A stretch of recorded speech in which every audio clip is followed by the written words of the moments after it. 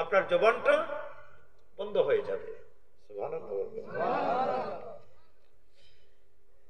এর মধ্যে 3 শ্রেণীর মানুষ আল্লাহর আদালতে 3টা বাহানা নিয়ে উঠবে। এক শ্রেণীর মানুষ বলবে, আল্লাহ গো, জাহান্নামের আগুন দেখে আমার ভয় লেগেছে, এই জাহান্নামের আগুনের আযাব আমি সইতে পারবো না।